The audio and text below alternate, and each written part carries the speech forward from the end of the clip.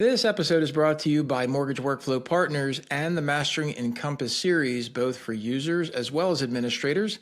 You can find out all the information about it over at masterengencompass.com. Also, if you'd like to check out what we're doing on YouTube, go ahead and subscribe to the channel using the @MasteringEncompass handle. And make sure you stay up to date on all the information, not just with podcasts, but also video content that we bring to you as often as possible. Now let's get on to the episode. Hey, welcome, everyone. My name is Larry Bailey. I'm going to turn off the sound here so it doesn't get beeping. Welcome, Larry Bailey, Mortgage Workflow Partners. Today is brought to you by Mastering Encompass because hopefully you're in the community. I think everybody here is joining us probably in the Mastering Encompass community. I am super excited about today's conversation, which is going to be focused around how and why and when to use enhanced conditions. So as we're getting everybody in, a couple of housekeeping items. First of all, if you're going to ICE in March, ICE Experience, did you sign up for all of your sessions? I know I did, and I got in early. I'm literally like multitasking in a meeting to get those sessions signed up for because I think they're all going quick. For those that are interested in going to my session, I hope to see you there. It should be fun. It should be fun. We'll go ahead and keep inviting in here, and then we'll get into some cool stuff. Oh, you know what? I'm on my bad microphone. I should have tested this out beforehand. All right, so that's probably a little bit better of a sound. Sorry, gang. All right, and we're just a couple minutes in. So that's the first housekeeping item. Second housekeeping item is if you are one to have, if you want on your device, an iOS or Google app, if you use Android, you can get the community app on there. Go to the appropriate store, whether it's Apple Store or Google Play Store, and download the app. For those that had the app before, it was through Circle. That'll be killed. So if it's not working for you, just remove it and get the Mastering Encompass app, and then you'll be good to go. If you're like me and Amy, who I think she's coming in from a different meeting, so she might be a little bit late. But we were kind of lamenting back and forth, Amy Blum, that it was well after work time, and we were kind of playing around with talking back and forth on the app. So it's very destructive to your social life, so please don't use it inappropriately. In any event, a lot of cool stuff that's happening. For those that didn't see the announcement, I did post a 25.1 GSE release notes preview. That's out. We're going to see more of these release notes previews coming out in the coming weeks. As a reminder, please keep an eye in the Resource Center for all the release notes schedules. It's tough, gang. I get it. We got to pay attention to desktop release notes, web release notes, GSE, appraisal, CRM, you name it. It's everything in there. So a lot of times it doesn't really tell you if something's been updated or when the release notes are going to be set. You have to kind of dive into the release notes section. So keep an eye on that as you can and do your best. I will do my best to keep it updated for you. Cool. The last part is I do get this question. There's Amy Blum.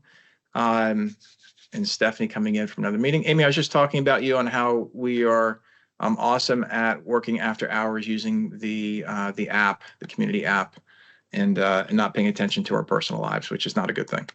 In any event, the very last thing, of course, is wrap-up show. If you are going to the ICE event, for the wrap-up event, if you know somebody else going to the event, and they have not yet signed up, there's only 8 seats left. So I do encourage you to participate in that if you can. I'm going to do my best to record it. I've got wireless Bluetooth mics. I've got video gear. I think I've got the team set up to, sure, I'll allow a phone call in, to basically try and get the whole day recorded. It's going to be 8 hours of stuff going through workshops and different parts. And so we'll do our best. All right, now that we've got everybody in and settled and I've gone through some housekeeping stuff, enhanced conditions. I tried to put a poll in here and I suck at it and I couldn't get it to work. I did it on earlier, but then it failed for me, of course, for the live event. So I'm going to need like show of hands kind of a thing. Who's actively using enhanced conditions in their production loans right now? There's about 34 of us in here. And so let's see how many show of hands. Now, when I say actively, I mean you've got at least one loan running enhanced conditions through your work. So we've got, let's see, it's got a couple of folks. We've got 3, 4. We got 4 people so far that are using enhanced conditions, 5. And I'm guessing not going to get to 10.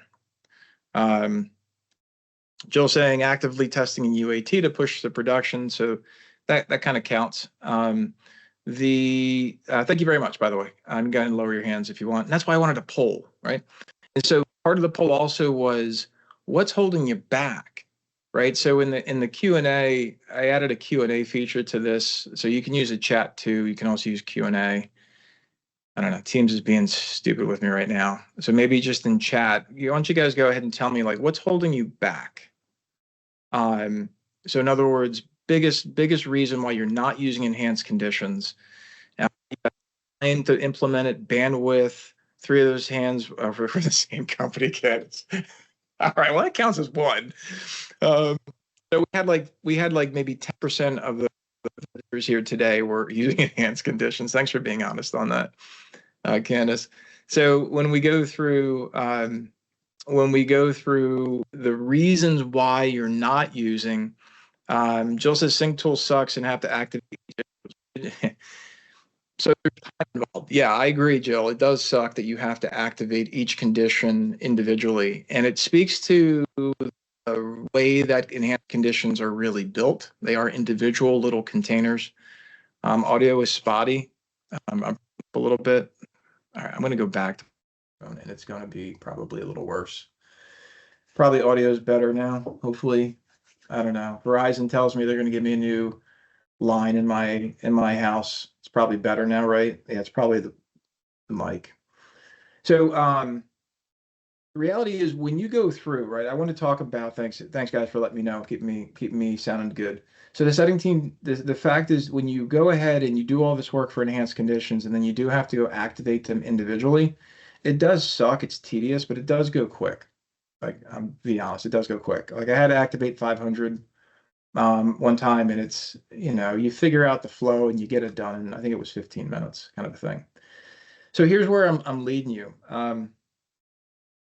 Part of the problem was me. Like, I'm the problem, it's me. When I first started talking about enhanced conditions this time last year, even a little bit beforehand, I was under the concept that I had to like fix something before you move to enhanced conditions. And it's just not true. Now, is it true that you have to activate them? Yes, that's true. But you don't have to change everything just to move to enhanced. And so to be clear on this, and Lynn, let me know if you have a question or if you just got your hand up from the first one. To be clear on this, part of the problem is to move from standard to enhanced, you have to use the conversion tool that you find in the admin tools, right? It's right there. And so what ends up happening is companies tend to stop and say, well, wait a minute, before we convert, we should make it look all good, right? Anybody ever move like from one location of your home to another location of your home? Right, we all have, right? If you have never moved, I don't know who you are. I've moved too much to probably admit publicly, but it's almost 24 times, just about. And so my point for bringing this up is when you're taking your stuff from one place to another, you are not cleaning up your stuff before you move it. You put it in a box and you move it and you deal with it over there. That's the way it really happens in real life. And so when it comes to enhanced conditions, and I'm going to show this on screen here in a minute, when you're looking at standard conditions, they resemble enhanced conditions slightly, but obviously there's a ton more functionality in enhanced. So what ends up happening is a lot of folks, before they go to enhanced, they stop and say, well, what do we want for our external conditions? What do we want for our condition types? What do we want to think about for our automation rules? And you're not even there yet. So my rule of thumb here is, if you know you want to move to enhanced conditions, which yes, you do, then the best thing to do is pick a time and move. Go exactly what they are today, move it. You're going to do a couple of things by doing this. Number one, you're going to start everybody getting used to the new UI, which is honestly better. From an underwriter's perspective, it's better. Number two, you're going to allow yourself to actually begin to ingest investor and connect conditions when your TPO investor starts pushing them to you. Number three, you can start automating your underwriting conditions, truly automating. Like they go into the e-folder, they get updated or waived or cleared based upon workflow rules. You can do that true automation when you're ready, right? And then, of course, the biggest thing is you can, when you're ready, you can actually let your sales team, because that's going to be one of the first teams you're going to put in Encompass Web UI. They can see the conditions from Encompass Web. So those four things that I just rattled off are the reasons why you want to start using enhanced conditions, even if your conditions are exactly what they are today. Does that make sense? Does anybody want to debate me? Because I'm up for a good debate as to why that's a bad idea, right? You have training, right? Your underwriters and everybody else has to understand what does an underwriting condition look like for standard versus enhanced, but you don't have to change everything to go. Having said this, just as Jill said earlier, you can put this into your testing environment and let your teams test with it, but you can also do a temporary test in your production. I don't know if everybody knows that, so I'm going to put this clear out there for you now, which is when you go into your production environment, do this after hours on the weekend when nobody else is paying attention. Go into your admin tool and flick on enhanced condition to start that day. Go and log into your production environment right after and go create a dozen loans. Go back into admin tools, shut it off. You now have 12 files that are in your production environment that are forever enhanced conditions. And so what's important to understand is that the enhanced condition tag is at file creation. It can never change, ever. So one of the great things you can do with enhanced conditions is you can go through in your production environment in a testing folder. You can actually give your entire team in production the experience of enhanced conditions, and they can get used to it. You can use this for training. You can use this for testing. You can use this for a presentation, that kind of a thing. So hopefully this is making sense so far. I'm watching the chat. I'm watching the Q&A. If you guys have any questions you want to talk about more or questions you want to ask, raise your hand. I'll take you off mute. That kind of thing. Let me know. Sean says, so current pre-qual prospect loans cannot be converted to enhanced conditions. No, Sean.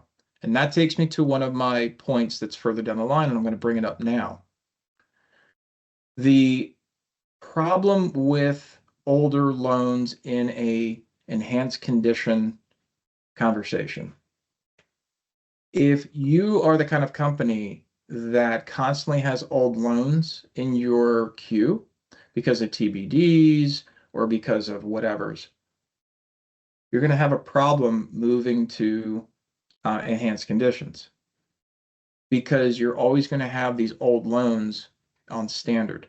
So having said that, let's go back to 2021. Everybody remember 2021? I do. This is when we moved from the 2009-1003 to the 2020-1003. What did we do with our pipelines, gang?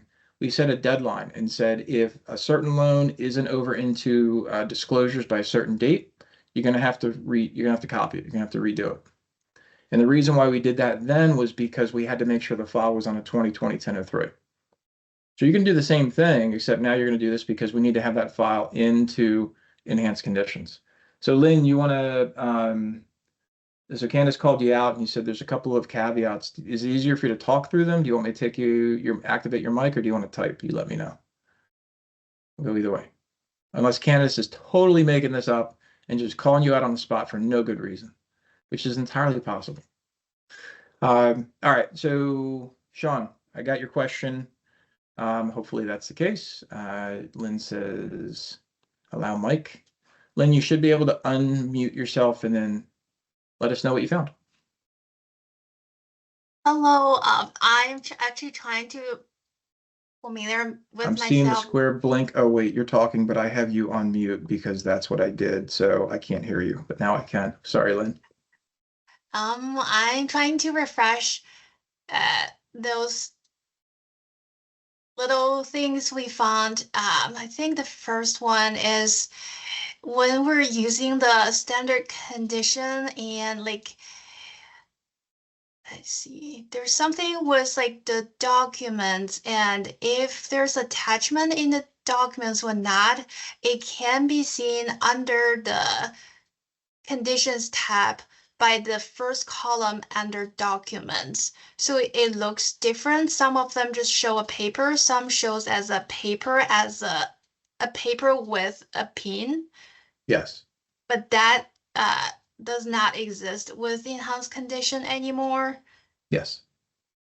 Yeah, Yeah, the that is UI, one the of UI. them. So just if you could pause right there for a second, Lynn. So what we're talking about here is the UI is entirely different when you're using enhanced conditions, even on the documents tab.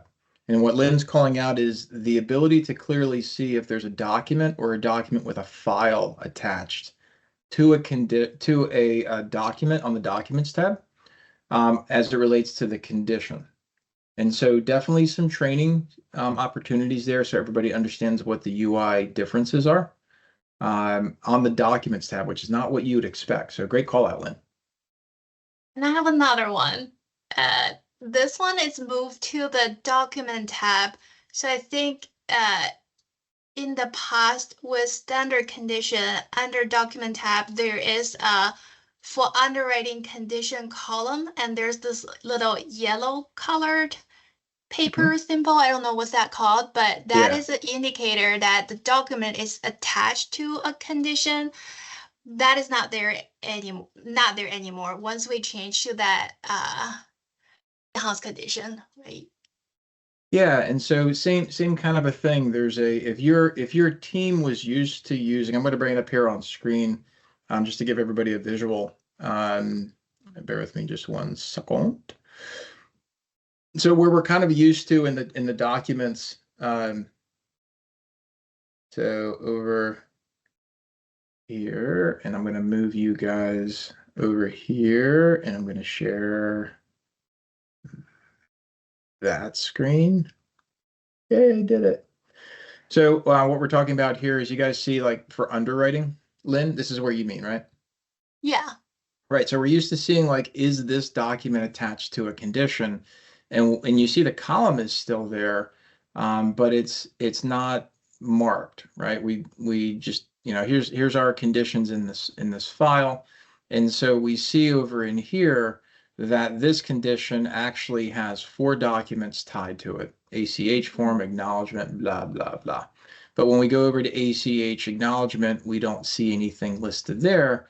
And if we go up in the customized columns, when you go look at what your choices are, there's not anything in here that says anything like enhanced. It just says for underwriting condition. This has been called out to ICE. I don't know what they're doing about it in future releases, but this is something that has been identified as a pain point for clients. So to be determined, to more information to come. Maybe is a better way to say it. Anything else, Lynn? Mm, this one I can't find good notes, but I remember there's a thing about when we use the standard condition, our processor actually do a notes and somehow like kind of add the underwriter or but the end result is when the underwriter open the loan or open the conditions, like the comments is in bold the first Yes. time they read it, but Yes. yeah, but that is not any exist anymore. Yeah, so there was a in standard conditions you can go through in the comments, and again it's a UI feature where you can go into it and you can see if there's a new comment here kind of a thing. So for those that haven't seen this yet, these are the comments that are added. So you can see like none of this is bolded out. So what some team members would do in standard conditions is they would simply look for if a condition has a bolded comment to know if there's a new comment. And so it's a little bit of a workflow change to know what to do next. That's great stuff, Lynn. Anything else? Last one. This is a recent find, so it's probably just a bug, and it's with only with factual data credit order. So what is that? So we have this in-house condition. In that condition setting, it's automatically mapped to this credit report document. So what we found, if the document credit report is created before the enhanced condition is created, it's attached automatically, no problem. But then after the enhanced condition is added in the loan, if we run factor data, I can't remember whatever order, which create a new credit report document, Mhm. and that is not attaching to the enhanced condition anymore. I was on a call with iSupport doing Zoom. They just logged that as a defect or some internal tickets. Yeah, that sounds like a defect. So what we're talking about here is just like you saw in every condition, this one has canceled checks. So if there was another canceled checks document added in here, we would expect that to automatically attach to this condition, but Lynn found that it's not automatically attaching. Only the credit report with factual data. Other service is fine. Oh, okay. So sounds like it's something really specific to factual data. Okay. I gotta end this on the positive. Because of enhanced condition, there's so much more we could do. So actually, like we have not really used it in production, but in my test, we were able to update the enhanced condition status, like cleared. When something else happened, I actually can make it I think requested, at least it's not showing cleared anymore. And then what else? And like automatically adding enhanced conditions. Yeah, there's more function that it's not possible with standard Standard. condition. Yeah. Yeah, and I'm imagining, Lynn, tell me if I'm wrong, but the more you show your team what's possible, the more ideas they keep throwing at you, right? Yeah, all the time. All the time. But now I have Candy. She's doing most of it actually. Oh, good. Candace needs to do extra work, so you give her everything. So I said it was okay. How's that? Um, Lynn, thank you so much. And Candace just adds, we haven't been able to convince users to let us automate. I'm going to talk a little bit about that. So I definitely, as we went through, again, there's all kinds of features in here. It's going to be really important if you have not implemented enhanced conditions at all yet, which again is 90x% of this call. Keep your eyes on the release notes. I'm going to be speaking a lot about this as time progresses and as updates happen. And just like in here, like this stupid little UI feature was bugging the heck out of everybody, and that finally got fixed in 24.3. There's going to be all kinds of updates. What's really important is not this is like the end game, right? This is kind of where you land. What I wanted to talk about as a team was, if I can get the right Encompass environment up on the screen, is in the settings. I want to really talk about a few things that are important to think about. One of them happens to be your condition types. So I should have asked you, Lynn, while you were available, but feel free to use the chat. What condition types did you end up landing on? And what we're talking about for those unindoctrinated is this. So I don't know if we've got Beth from Emporium on, but when we helped implement Beth, she decided to go down condition types based upon who can clear the condition, right? And so she made some that processors can clear versus other condition types where only underwriters could clear. I don't know if she used closer, but I can see that being applicable too. That's certainly one way. I looked at it from a different perspective. I looked at it from a perspective of QC conditions or post-closing conditions or non-delegated conditions versus delegated conditions. And so, yeah, so in the chat, thanks Candace for posting this. She put closing disclosure conditions, closing doc conditions, instructions, funding. So you kind of went down the path of workflow, and I'm imagining each one of those kinds of conditions, certain people, AKA roles, right? These are roles, not personas, but roles. Certain roles can make certain choices in terms of what they can do with the status, which is great. That's phenomenal. And this is one of the things that sometimes stops people from converting to enhanced conditions because you think you have to make all these decisions up front. I'm here to explain you don't. You really don't. You can change this on the fly. As a reminder, this table is what I call a go fetch table, meaning that as you make changes here and you're inside of a loan file, you're telling the loan file to go fetch and grab these. And so The idea here is that you can have these today, tomorrow change your mind about a particular condition or a particular condition type, or as Candace put in the notes here, they launched a new wholesale channel. And so there's a whole bunch of different condition types for that, depending on your perception of how you want to leverage it. So I want you to start thinking about that. All right. Another one here that I wanted to put on my checklist again. You're going to use Encompass Web. I want to pause and just explain as a reminder because there's still a ton of misinformation out in the universe. ICE is not getting rid of desktop. ICE is not forcing anyone to use Encompass Web. Just saying that really clearly. ICE is not forcing you to get rid of SDK technology. Just really clearly. There's a lot of misinformation out there. And so how does enhanced conditions fit into that theme? I said in the beginning, one of the four things was being able to see enhanced conditions with Encompass Web. Mortgage Workflow Partners, my company, has been leading Encompass Web implementations for 3 specific teams now for about a year. One is sales, one is secondary, and one is post-closing. And on the sales team, I've shown this publicly, and what I wanted to show with you here as it ties into enhanced conditions is because if I work with my sales team into leveraging the pre-qual process or the pre-processing process, I want to make sure that the sales team, when they come into a file, that they can clearly see what conditions are open or are available on that loan and what the disposition is. Right. And so going back into, the loan that we were just in, I just kicked myself out so there's no save changes.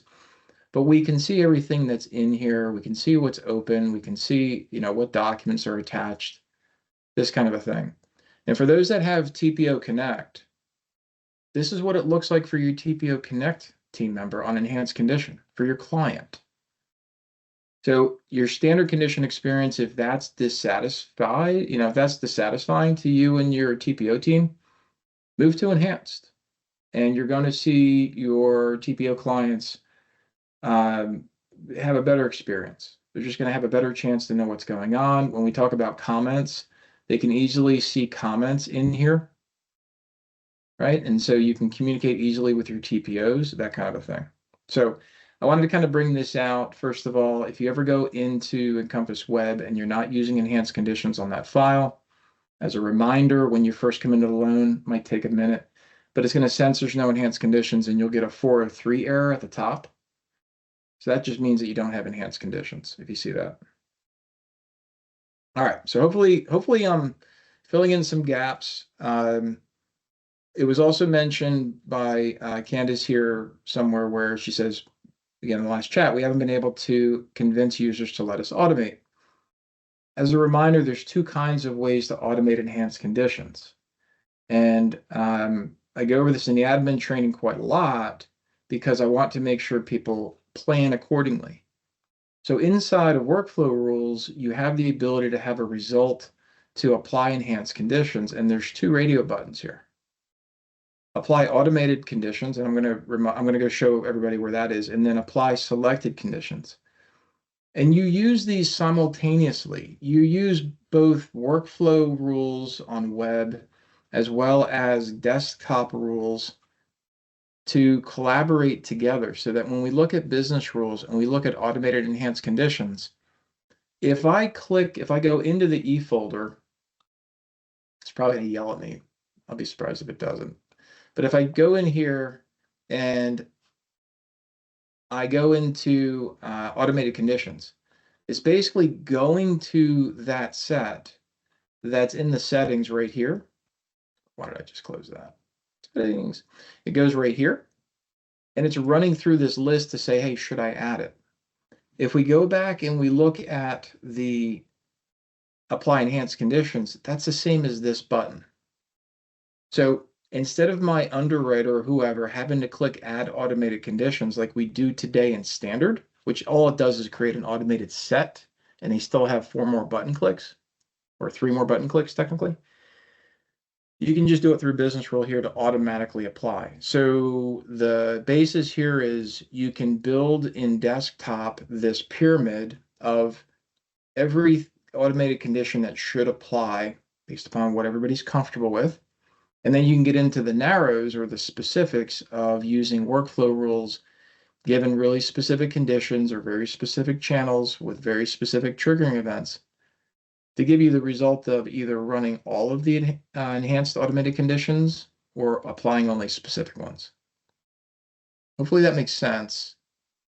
Does anybody want me to go through that again? Does anybody have any questions about that?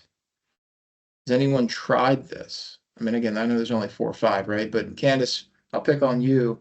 Did you collaborate between your desktop automated enhanced conditions and then your individual workflow? Just curious what you guys did or what you found you did to be successful. And we have a new message. Candace says, Lynn? When we first roll out, we did this, but then we found people are not doing the same, like the timing, the trigger event. It's actually different than we thought. So I actually end up with duplicated enhanced conditions, but then we never go the route with like, I think Candice reminded me before there's like, you can mark do not allow duplicated in the enhanced condition. I just never go back. Yeah. Yeah. So that's what you did inside the actual condition. You actually went in and updated the condition to not allow duplicate right here. That's great. Okay, terrific. Good stuff. All right, so let me talk about a couple more things that are on my punch list here. We talked about automation. Let's talk about the differences between internal and external description. And I actually thought, Lynn, you were going to talk about this in your rollout, because one of the things that you have to plan for when you do go live with enhanced is, do you want a difference between an internal description and an external description? Because when you do move them over from standard to enhanced, when you import them over, you're going to have a value in the external. There's no value on internal. And so from a mapping perspective, so Candace says we do not have an external description on 99% of our conditions. Candace, did you need to go through and remap all of your custom print forms that included any references to standard conditions? I'm expecting the answer to be yes, because they are different merge field codes. Work in progress. Okay. So these are one of the things that you do have to think about. So when I'm like, oh, just go do it and you don't have to change anything, it's not entirely true, but every company actually doesn't produce approval letters or commitment letters or emails with copies of conditions. If you are one of those companies where you do that, you need to make sure that you grab the correct merge code for those destination documents, whether it's email or print form. Okay, so that's important to think about. These are different merge field codes. They do work now. They were broken this time last year, and it was frustrating for companies who were using enhanced conditions and needed to put conditions on print forms or emails, but that has been resolved. All right, we talked about TPO Connect. Commenting on conditions is more transparent. So this is kind of what Lynn was talking about when she said, yes, I want to continue, thanks. When she said, if you go into the E folder on desktop and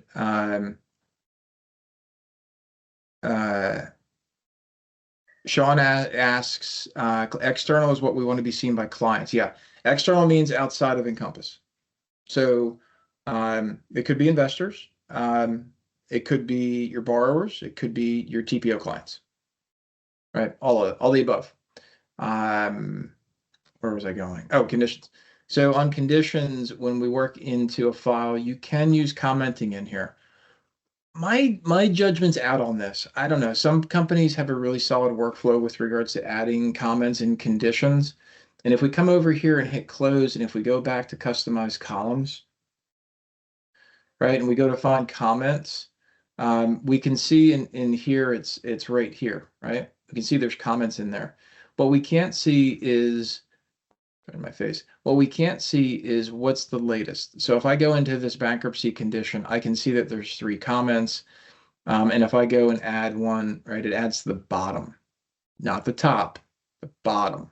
So if you could imagine if we came in here, if I can coordinate myself, because I know you're thinking this, you're like, what if we add so many comments, there's now a scroll and it's always at the bottom? Yeah, you got to scroll to the bottom to see it. Is that really good? I don't know. Probably not. So you want to address that, how you want, how you want to manage your comments in there. That's something I wanted to bring out. It is transparent that there are comments. It is great with TPOC because you can see them and you can communicate through them. In terms of the UI, I think I'd rather have the newest comment at the top, but that's just me. It's just how I roll. I could be the minority on that. Okay, we've also got some other things to talk about. Does anybody on the call, does anybody actively use their own proprietary user interface, their own skin on third-party tech, or your own custom tech where you're trying to update conditions or push out status of conditions? If you are, or you know somebody who is, the good news is the API relationships to the enhanced conditions super strong. So that gives you a leg up also on enhanced conditions versus standard. So that's important. Also, if you've got technology that is trying to update the condition based upon what it has, whether it's an analyzer piece of software or a document tracking piece of software or some other type of change software, again, you can now manage the statuses of those conditions easier from APIs than you ever could with standard. So that's important for those that it matters. And then I think that the biggest part that I really wanted to talk about here as a group was the workflow of conditioning. I don't know if it was Lynn or Candace or somebody else, but somebody brought up a question of about the automation, like we haven't been able to convince. So I guess that was probably Candace. Um, I'm going to ask everybody a question. Who uses AUS? Right? We all do, unless you're doing non-QM and you're not using AUS, which is fine. But we all use AUS at some point in our workflow. Automated conditions, right? Now, it's automated conditions on DU or LPA, fine, but it's still automated conditions. What did we do in Encompass to manage that? Well, this button's been here forever. This I do want to hear from somebody. Does anybody in their workflow actually add in DU findings or LPA findings into their conditions? Does anyone actually do that here on the call? Show of hands if raise your hand if you do. Going once, twice, 3 times. Yeah, I didn't think so. Nobody's doing this. Oh, wait, Amy, you do? You actually bring DU finding? Not anymore. So, right. So Sean makes a good point. A lot of folks would do this in prequal. Amy adds DU conditions for correspondence, probably because you want to see about the file, right? So that makes sense for correspondent close loan purchase, maybe for like agency loans. I could see that. But for everybody else, you're not doing this. And so the question I always ask underwriters is, hey, how do you like your underwriting turn times on yourself? Because we do workflow reviews and we talk with underwriters and we document what happens all day. And so what we find is that an underwriter, oh, and I'm sorry, one more question. Has anyone ever been an underwriter themselves? Like done the work? I have. Has anybody actually underwritten a loan or been responsible for underwriting loans? Stephanie, great. Anybody else? Stephanie, so while I'm waiting, so there's a couple other people on here. Okay, so for you that have been underwriters, thank you for that, Stephanie Jameson. For you that have been underwriters, I'm not going to hold you to this, but tell me why you would not want to see a list of conditions already filled in for you for that initial underwrite based upon the actual data on the 1003. I'm curious if maybe I'm wrong. Maybe you do want that. But while everybody has a chance to answer, so what we found in real life, talking to multiple companies, over a dozen last year alone, underwriters and head underwriters and average underwriters, et cetera, work line work underwriters. The hardest part, just like Candace had said earlier, was to convince them to automatically add conditions in here based upon loan file data.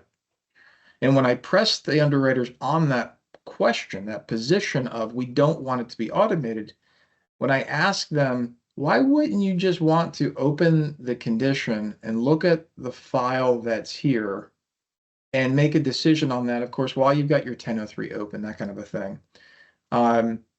Why would that be a problem? And what I heard was that I heard anecdotal answers. Well, I don't like it. I'm going to decide what conditions are in my file. It was a power struggle. It was a thing of control. Stephanie says it would probably be helpful if I used to go through the ULP and mark off each item as I addressed it.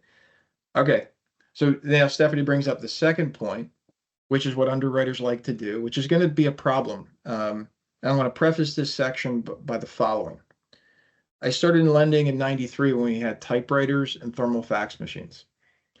Almost every underwriter that's working today touched paper at some time as a paper file. Now it's becoming maybe more common to say that they never saw a paper file, depending on their age in the industry. But if you've been working in the industry at least 15 years, you worked off paper files. And so when paper files, it was, and I'm going to show up my little notebook here. Pretend this is the file, right? And you'd go through and you get the file and you'd open it up and you'd go through the 1003, the credit, the income, the assets, and all the while you had on your other side, depending on what side of your desk is, you had an underwriting checklist that you pulled out of your drawer and put on your desk, and you either initialed off the conditions as you were looking at the pay stub, or you struck through and waived it, or at the very end you hand wrote what you wanted. Gang, your underwriters are doing that exact same workflow today. I have it documented. Like I said, I interviewed over a dozen different companies last year alone, and they all do the same damn thing.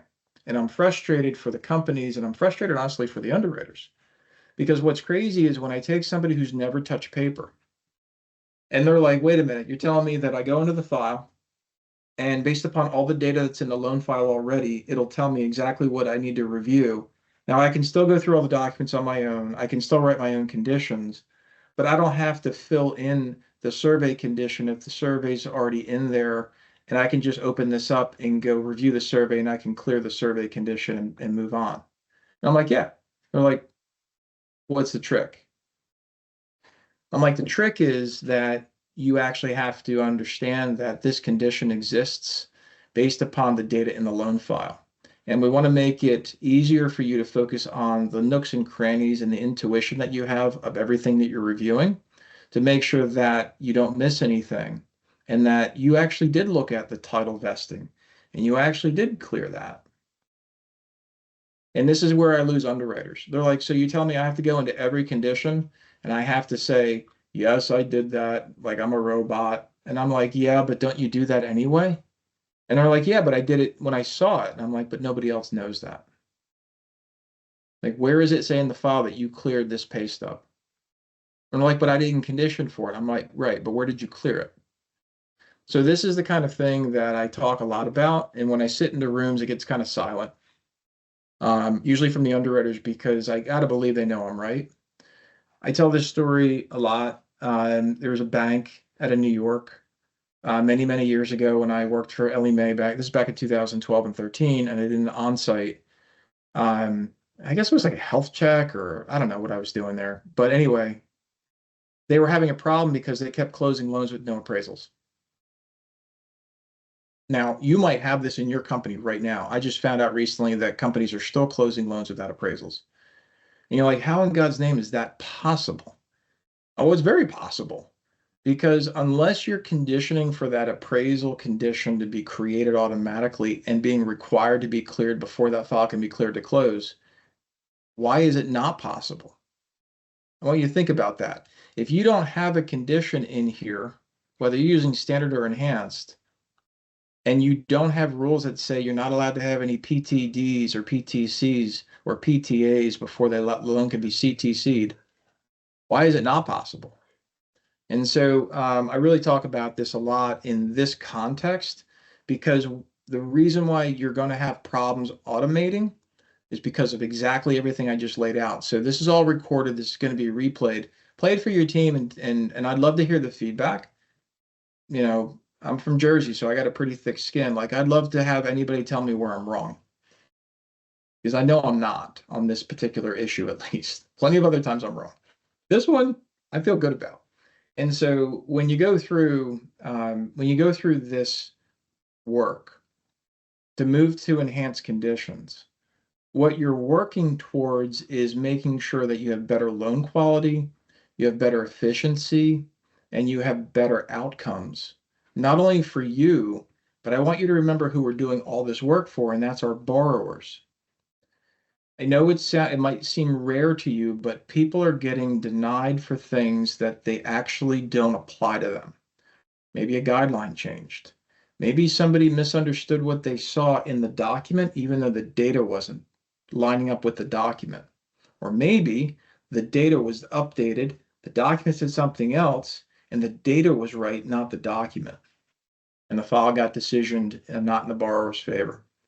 So um, for those that are going to the ISHA this year, you're going to see a cacophony of companies talking about OCR tech, AI tech, automated underwriting tech, blah, blah, blah tech.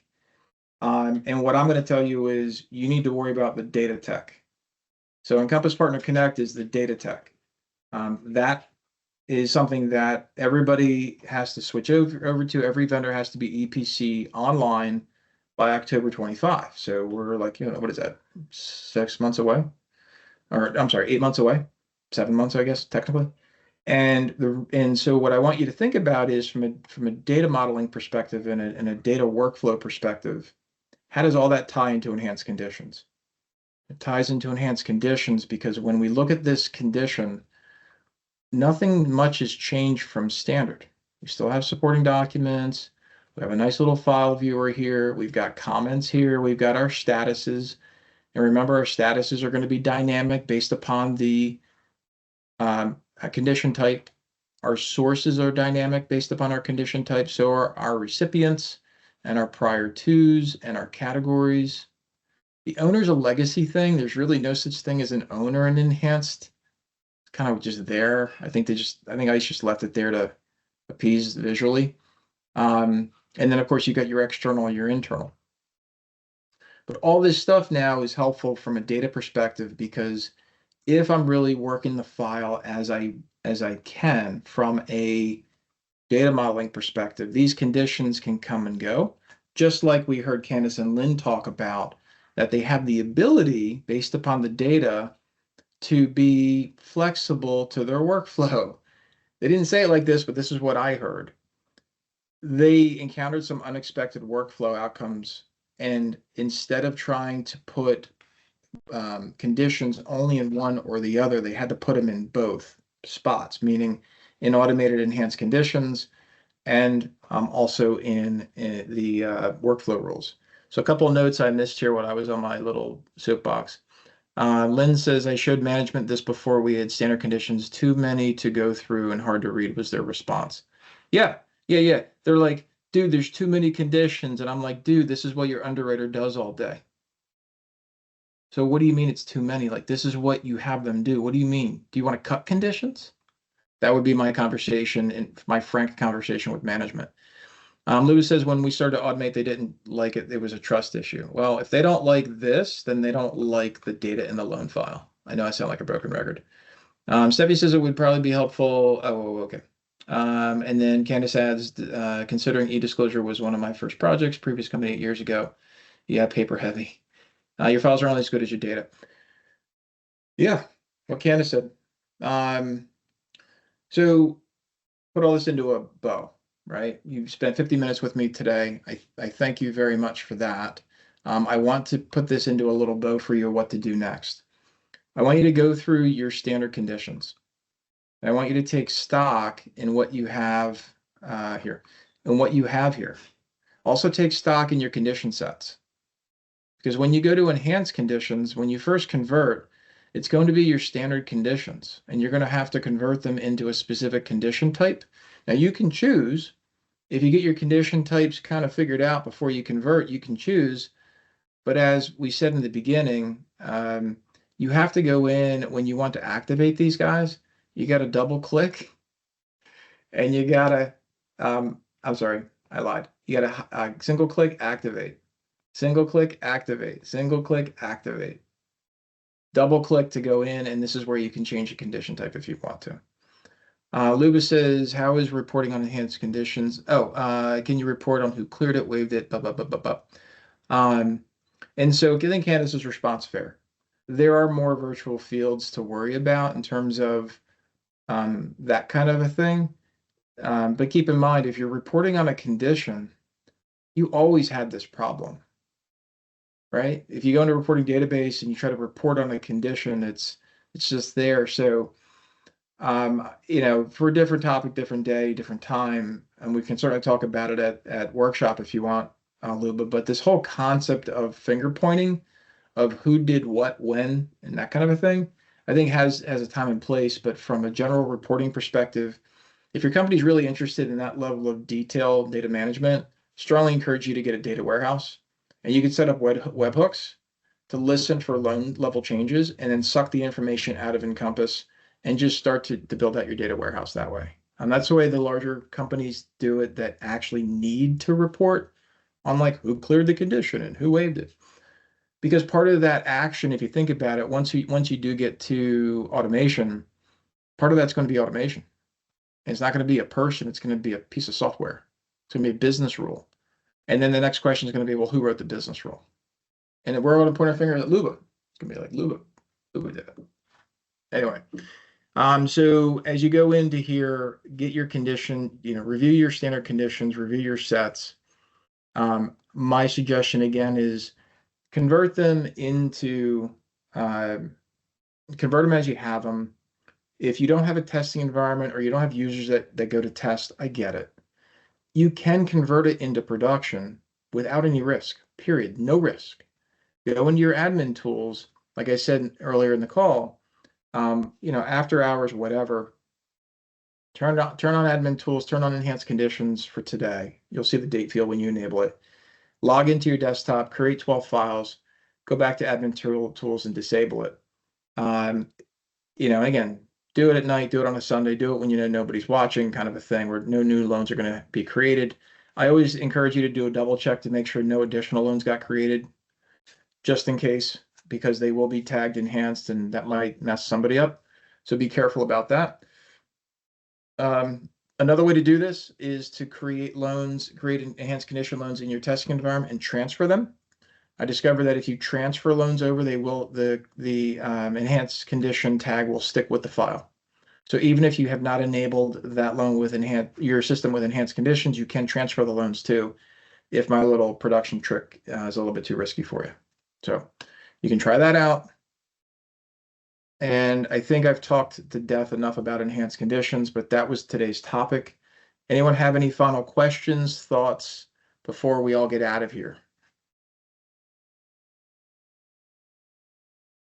Thank you, Candace. I can't stress enough that I thought this was going to be one of the more popular things, and I should have known better, that underwriting just for some reason doesn't want automation.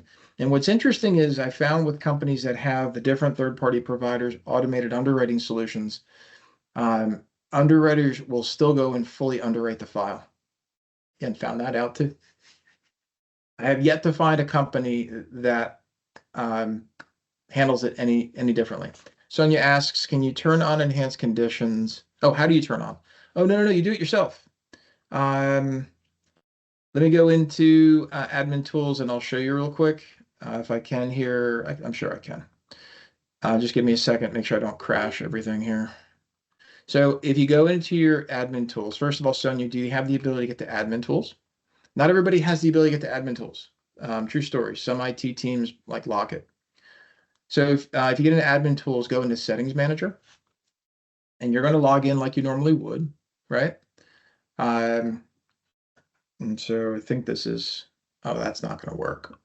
I'm going to be sorry, gang. I actually don't have my, get out of there. I don't have my code off the top of my head. So while you're waiting for me to remember my password, because I don't know about you, but I need to use a password locker on here.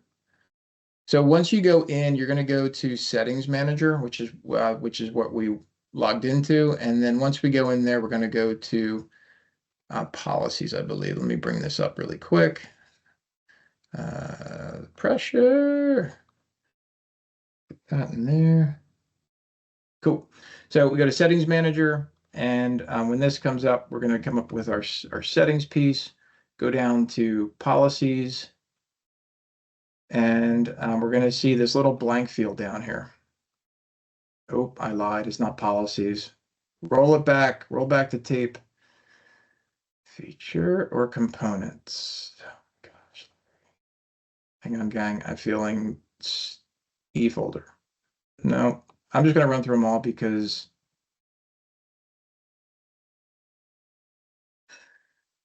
not EDS. I know that. It's not E folder. I thought it was not that. That's the feature. It's not the import. And I know it's not password. And I thought it was policies. Am I just blind?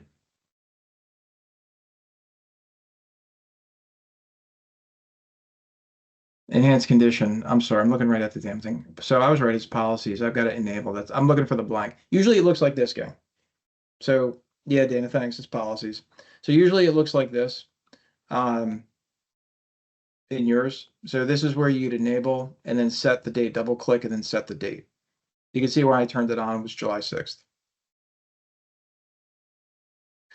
There's a question here. What was the question, Luba? Jill says doc viewer is still handled by support. Yes, if you want to get new doc viewer, that is a case.